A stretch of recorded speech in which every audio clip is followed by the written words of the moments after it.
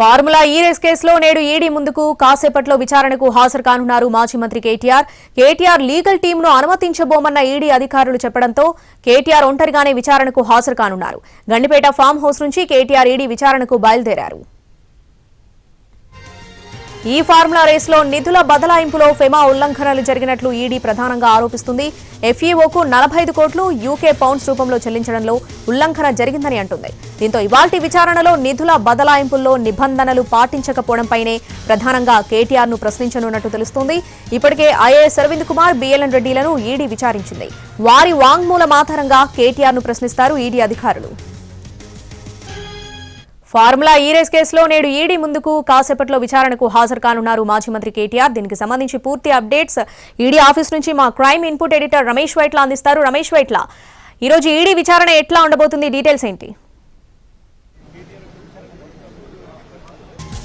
Right, formula ఈ car race కు సంబంధించి మరి కాసేపట్లో కేటీఆర్ ఈడీ విచారణకు హాజరు కాబోతున్నారు. పూర్తి అప్డేట్స్ మా crime input editor Ramesh Vaitla అందిస్తారు. రమేష్ వైట్ల, మరి కాసేపట్లో ఈడీ కార్యాలయానికి కేటీఆర్ రాబోతున్నారు. ఇందుకు సంబంధించి ఇప్పటికీ ఇక్కడ పూర్తి స్థాయిలో ఏర్పాటు కూడా చేయడం జరిగింది. అయితే ఈడీ ఈ రోజు విచారణకు రావాలని చెప్పి ఇప్పటికే నోటీసులు ఇవ్వడం జరిగింది. ఆ మేరకు ఇవాళ మరి కాసేపట్లో అటు ఈడీ కార్యాలయానికి కేటీఆర్ రాబోతున్నారు. ఇందుకు సంబంధించి పోలీసులు భారీ బందోబస్తు ఏర్పాటు చేయడం జరిగింది. ఎక్కడ పోలీసులు ఈ రోడ్డు మొత్తం బషీర్బాగ్ అంటే అసెంబ్లీ టు బషీర్బాగ్ రోడ్డు మొత్తం కూడా పోలీసులు తమ ఆధీనంలో తీసుకున్నారు. ఎక్కడికక్కడ దాదాపు వందలాది మంది పోలీసులు ఇక్కడ మోహరించడం జరిగింది. ఎక్కడ ఇలాంటి అవాంఛనీయ సంఘటన కావచ్చు, లేకుంటే ఎవరైనా బీఆర్ఎస్ కార్యకర్తలు వచ్చి మన ఆందోళన చేసినట్లయితే అడ్డుకునేందుకు పూర్తి స్థాయిలో కూడా పోలీసులు భారీ బందోబస్తు ఏర్పాటు చేస్తారు. అయితే పూర్తి స్థాయిలో దాదాపు సెంట్రల్ జోన్ సంబంధించిన పోలీసు అధికారులు మొత్తం కూడా ఇక్కడ డిప్లాయ్ చేయడం జరిగింది. ఎలాంటి అవాంఛనీయ సంఘటన కావచ్చు ఏమీ లేకుండా పూర్తి స్థాయిలో కూడా తమ ఆధీనంలో పెట్టుకోవడం జరిగింది. అయితే ఇప్పటికే దీనికి సంబంధించి డీసీపీ నేతృత్వంలో మొత్తం బందోబస్తు ఏర్పాటు చేశారు. ఈడీ కార్యాలయం లోపలికి ఎవరిని కూడా అనుమతించట్లేదు. కేవలం ఏదే ఈడీ సిబ్బందితో పాటు ఇందులో ఉన్న టూరిజం డిపార్ట్మెంట్, తర్వాత ప్రమోషన్ డిపార్ట్మెంట్, ట్రేడింగ్ ప్రమోషన్ సంబంధించిన డిపార్ట్మెంట్ సంబంధించిన మొత్తం చక్కెర డిపార్ట్మెంట్, నిజాం షుగర్ సంబంధించిన మొత్తం 4 డిపార్ట్మెంట్లకు సంబంధించిన ఉద్యోగులు మాత్రం లోపల కల్పిస్తున్నారు. మీడియాను మొత్తం కూడా బయటనే పెట్టడం జరిగింది. మీడియాను ఎక్కడ కూడా అనుమతించట్లేదు. అవుట్ సైడ్ వాళ్ళని ఎవరు అనుమతించట్లేదు. పూర్తి స్థాయి కూడా పోలీసులు తమ ఆధీనంలో పెట్టుకోవడం జరిగింది. దీనికి సంబంధించి చూసినట్లయితే పోలీసులు ఎవరిని అంటే లోపలికి ఎవరిని అనుమతించొద్దని చెప్పి ఇప్పటికే ఈడీ అధికారులు ఒక ఆదేశాలు జారీ చేశారు. మరోవైపు చూసినట్లయితే కేటీఆర్ ను ఒక్కరిని మాత్రమే లోపలికి అనుమతిస్తాం, ఎవరిని లీగల్ టీం ఎవరిని అనుమతించే ప్రసక్తి లేదని చెప్పి ఇప్పటికే ఈడీ అధికారులు మనకు కన్ఫర్మ్ చేయడం. ఉదయంలో 8 o'clock ఈ విషయాన్ని కూడా మనం బ్రేకింగ్ చేయడం జరిగింది. కేవలం కేటీఆర్ ఒక్కరిని మాత్రమే లోపలికి అనుమతించబోతున్నారు, లీగల్ టీం ఎవరిని అనుమతించే ప్రసక్తి లేదని చెప్పి ఈడీ ఇప్పటికే స్పష్టం చేసింది. కాబట్టి కేటీఆర్ ఒక్కడే లోపలికి అనుమతిస్తారు. ఇప్పటికే పోలీసులకు ఈ మేరకు ఆదేశాలు రావడం జరిగింది. ఎవరిని అనుమతించద్దు, ఇక్కడే ఏదైతే ఇక్కడ మనం నిలబడ్డ ప్రాంతాన్ని అతను దింపేసి ఒక్కరిని మాత్రం లోపలికి అనుమతించాలని చెప్పి ఇప్పటికే అటు ఈడీ అధికారులు, పోలీసు అధికారులు చెప్పడం జరిగింది. ఈ మేరకు ఆ పోలీసులు కూడా ఆ మేరకు ఏర్పాటు చేస్తున్నారు. లోపలికి అటు కేటీఆర్ సంబంధించిన వెహికల్ లోపలికి అనుమతించట్లేదు.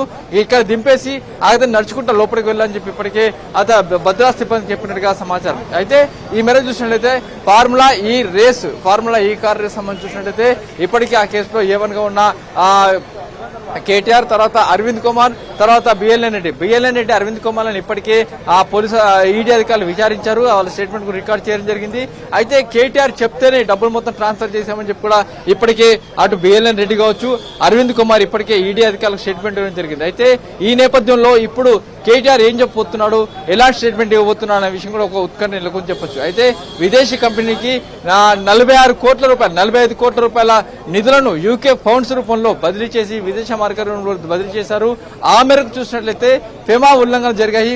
కాబట్టి ఆ మేరకే ఈ కేసు నమోదు చేశామని చెప్పి ఇప్పటికే అటు ఈడీ అధికారులు చెప్తున్నాడు. ఫెమా ఉల్లంఘన నేపథ్యంలో ఇప్పుడు ఈడీ అధికారులు అటు కేటీఆర్ విచారించబోతున్నారు. ఇప్పటికే ఈ కేసులో అరవింద్ కుమార్ కావచ్చు, అటు బిఎల్ఎన్ రెడ్డి ఇద్దరు కూడా విచారించి స్టేట్మెంట్ రికార్డ్ చేశారు. వాళ్ళిద్దరు ఒకే విషయం స్పష్టం చేశారు. అటు కేటీఆర్ చెప్తేనే మేము డబ్బులు మొత్తం ట్రాన్స్ఫర్ చేశామని చెప్పి కూడా ఇప్పటికే చెప్పడం జరిగింది. కాబట్టి ఇప్పుడు కేటీఆర్ ఎలాంటి స్టేట్మెంట్ ఇస్తాడు, ఏమిస్తాడు అంటే దీనికి సంబంధించి ఫర్దర్ గా న్యాయ బాధ్యత అంటారా, లేకుంటే అధికారులు చూసుకోవాల్సిన బాధ్యత ఉంటుందని చెప్పి చెప్పబోతున్నాడు. ఒక ఉత్కంఠ మాత్రం నెలకొంది. అయితే ఏదేమైనా కూడా పోలీస్ కబంధ హస్తాల్లోపలికి పూర్తిగా ఈడీ కార్యాలయం చేరిపోయింది. పోలీసులు పూర్తిగా ఈడీ కార్యాలయం స్వాధీనం చేసుకున్నారు. ఈడీ కార్యాలయం లోపలికి కేవలం ఈడీ అధికారులు మాత్రమే అనుమతిస్తున్నారు, వేరే మాత్రం అనుమతించట్లేదు. మీడియాను మొత్తం కూడా బయటనే పెట్టడం జరిగింది. రమేష్ వైట్ల, ఈడీ విచారణకు వెళ్లే ముందు కేటీఆర్ తన లీగల్ టీం ఏమైనా కలిసారా, ఏమైనా సలహాలు సూచనలు తీసుకున్నారా? ఎస్, నందినగర్ నుంచి ఇటు ఈడీ కార్యాలయానికి వస్తారని చెప్పి నిన్న చెప్పడం జరిగింది. కానీ కొద్దిసేపటి క్రితం చూసినట్లయితే ఇవాళ ఉదయం నుంచి కూడా గండిపేటలోని ఫామ్ హౌస్ లో అతను ఉండడం జరిగింది. ఆ ఫామ్ హౌస్ నుంచి ప్రస్తుతానికి ఇప్పుడు బయలుదేరాడు. మరొక 20 నిమిషాల్లో గండిపేట నుంచి ఇక్కడికి ఈడీ కార్యాలయానికి రాబోతున్నారు. ఇక్కడికి ఈడీ కార్యాలయం చేరుకున్న తర్వాత ఫర్దర్ గా విచారణ అయితే అక్కడ గండిపేటలోని తన లీగల్ టీం తోటి అతను మాట్లాడడం జరిగింది. లీగల్ టీం చర్చించినట్టు సమాచారం ఉంది. లీగల్ టీం తోటి పూర్తి స్థాయిలో చర్చించిన తర్వాత ఫర్దర్ గా ఎలాంటి నిర్ణయం తీసుకోవాలి, ఏం తీసుకోవాలని నిర్ణయం కూడా చర్చ చేస్తుంది. అయితే ఇప్పటికీ లీగల్ టీం సంబంధించి ఎవరిని అనుమతించే ప్రసక్తి లేదని ఈడీ స్పష్టం చేసిన నేపథ్యంలో ఫర్దర్ గా ఇక్కడికి వచ్చి ఇల్లీగల్ టీం కావాలని చెప్పి కేటీఆర్ రిక్వెస్ట్ చేస్తాడా లేదా అన్న విషయం కూడా స్పష్టంగా చూడాల్సిన అవసరం ఉంది. ఎందుకంటే లీగల్ టీం లేకుండా తాను వెళ్ళను అని చెప్పి గతంలో అటు ఏసీ పథకాలు స్పష్టం చేసిన నేపథ్యంలో ఇప్పుడు ఇక్కడ ఈ లీగల్ టీం లేకపోతే వెళ్లే ప్రసక్తి లేదా, వెళ్తాడా లేదా అన్న విషయం ఉత్కంఠ మాత్రం నెలకొంది. అయితే లీగల్ టీం మాత్రం అనుమతించే ప్రసక్తి లేదని చెప్పి ఇప్పటికే అటు అధికారులు స్పష్టం చేస్తారు, ఈడీ అధికారులు స్పష్టం చేస్తారు. కాబట్టి ఫర్దర్ గా అటు అధికారులు కేటీఆర్ ఎలాంటి నిర్ణయం తీసుకుంటాడో చూడాల్సిన అవసరం అవుతుంది. ప్రస్తుతానికి దీనికి సంబంధించి ఇటు లీగల్ టీం తోటి ఇప్పటికే అధికారులతో పూర్తి స్థాయిలో విచారించారు, పూర్తి స్థాయిలో మాట్లాడడం జరిగింది. అటు లీగల్ టీం తోటి ఒపీనియన్ కూడా తీసుకున్నారు. కాబట్టి ఫర్దర్ గా లీగల్ టీం తోటి ఫర్దర్ గా వెళ్ళడానికి, అంటే లీగల్ టీం తో కలిసి వెళ్ళడానికి కేటీఆర్ సిద్ధపడి వస్తున్నప్పటికీ లీగల్ టీం మాత్రం అనుమతించే ప్రసక్తి లేదని చెప్పి ఇప్పటికే అటు స్పష్టం చేయడం జరిగింది. కాబట్టి ఫర్దర్ గా ఇప్పటికే అటు కేటీఆర్ మాత్రం లీగల్ టీం ను సంప్రదించారు, లీగల్ టీం తో మాట్లాడడం జరిగింది. లీగల్ టీం తో పూర్తిగా డిస్కషన్ చేసిన తర్వాత ఫర్దర్ గా ఎలాంటి నిర్ణయం తీసుకుంటాడో చూడాల్సిన అవసరం ఉంది. రమేష్ పట్ల ఈడీ విచారణ ఎట్లా ఉండబోతుంది? ఓరల్ గా విచారించబోతున్నారా లేదంటే ఏదైనా డాక్యుమెంట్ ఎవిడెన్స్ బేసిస్ చేసుకుని విచారించబోతున్నారా? ఎస్, దీనికి సంబంధించి చూసినట్టే పూర్తిగా ఈడీ కేసు మొత్తం కూడా డాక్యుమెంటరీ ఎవిడెన్స్ గానే ఉంటాయి, డాక్యుమెంట్ ఫర్దర్ గానే ఉంటుంది. అంత తప్పించి డాక్యుమెంట్ ఎవిడెన్స్ గానే విచారణ ఉండబోతుంది.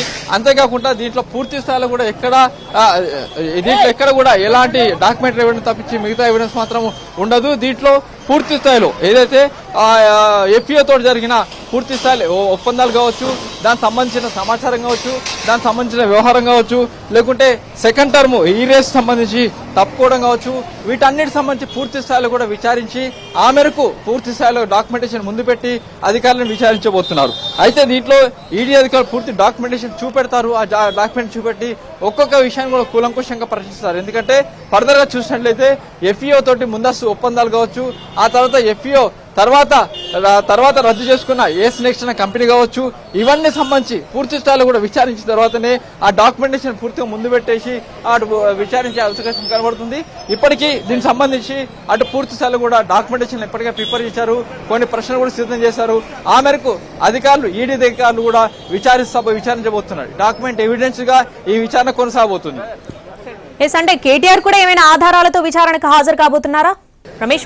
దీనికి సంబంధించి కేటీఆర్ దగ్గర లాట్ ఆఫ్ మెటీరియల్ ఉన్నది. అతని దగ్గర చాలా సమాచారం ఉంది. ఆ సమాచారాన్ని ఇప్పటికీ మీడియా కావచ్చు, అటు ఇంతకుముందు ఏసీ పథకాలు కూడా ఇవ్వడం జరిగింది.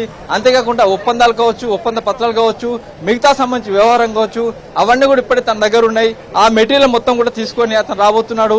ఇప్పటికే నోటీస్ లో కూడా మీ దగ్గర ఉన్న సమాచారాన్ని తీసుకొని రావాలని చెప్పి కూడా ఈడీ అధికారులు నోటీస్ ఇవ్వడం జరిగింది. ఆ మేరకు ఆ నోటీస్ లో పేర్కొన్న దాని ప్రకారం చూసినట్లయితే మొత్తం సమాచారాన్ని మొత్తం డాక్యుమెంటేషన్ తీసుకొని అధికారులు రాబోతున్నారు. ఆ కేటీఆర్ రాబోతున్నాడు. పూర్తి డాక్యుమెంటరీ ఎవిడెన్స్, అతని దగ్గర ఉన్న ఎవిడెన్స్ కావచ్చు, ఈడీ అధికారులు చేసిన రిక్వెస్ట్ కావచ్చు, అవన్నీ తీసుకొని ఫర్దర్ గా అధికారుల ముందుకు ఈడీ అధికారుల ముందుకు అటు హాజరు కాబోతున్నాడు. రమేష్ పట్ల ఈడీ విచారణకు సంబంధించి కేటీఆర్ మరి కాసేపట్లో విచారణకు హాజరైతే కాబోతున్నారు. కానీ కేటీఆర్ కు సంబంధించిన లీగల్ టీం ఏమైనా కోర్టును ఆశ్రయించే అవకాశాలు ఏమైనా ఉన్నాయా?